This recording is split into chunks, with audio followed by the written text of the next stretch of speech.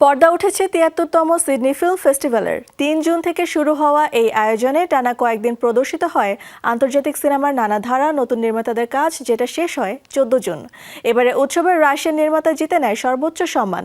পাশাপাশি বিভিন্ন বিভাগে তুলে ধরা হয় পরিবেশ, ডকুমেন্টারি ও আদিবাসী চলচ্চিত্র নির্মাণের সেরা কাজগুলো।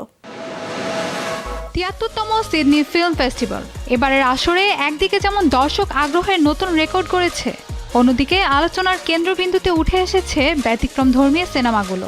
আয়োজকদের হিসাব অনুযায়ী এবারের উৎসবে প্রায় ১,৭০,০০০ দর্শক অংশ নেন, যা গত বছরের তুলনায় প্রায় 10% বেশি।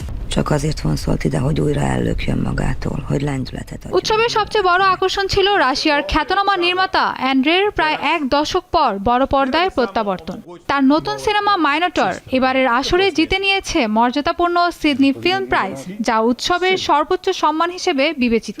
$৬০,০০০ এই পুরস্কার দেওয়া হয় সেই চলচ্চিত্রকে যেটি সবচেয়ে সাহসী, ব্যতিক্রমধর্মী ও প্রভাবশালী হিসেবে বিচারকদের কাছে বিবেচিত হয়।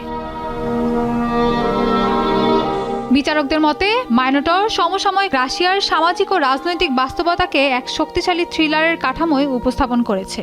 উল্লেখযোগ্য বিষয় হলো, এই সিনেমাটি এর আগে কান ফিল্ম ফেস্টিভ্যালেও গ্রা প্রি জিতে আন্তর্জাতিক সমালোচকদের প্রশংসা কুড়িয়েছে।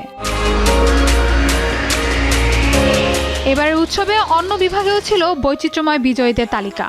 পরিবেশ ভিত্তিক চলচ্চিত্র বিভাগে সেরা হয়েছে সুকুটিমি ওয়াক্স বিফোর মি, যা পরিবেশ ও মানব সম্পর্কের সূক্ষ্ম টানাপোড়েনকে কেন্দ্র করে নির্মিত।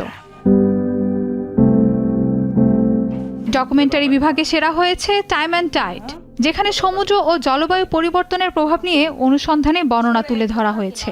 অন্যদিকে আদিবাসী চলচ্চিত্র নির্মাণে বিশেষ অবদানের জন্য সেরিমনি জিতেছে ফার্স্ট নেশনস অ্যাওয়ার্ড। সব মিলিয়ে এবারে সিডনি ফিল্ম ফেস্টিভ্যাল ছিল রাজনৈতিকভাবে সচেতন, বৈচিত্র্যময় এবং নতুন প্রজন্মের চলচ্চিত্র নির্মাতাদের জন্য গুরুত্বপূর্ণ এক আন্তর্জাতিক platform. Mahbuba Mustarin, showbiz tonight.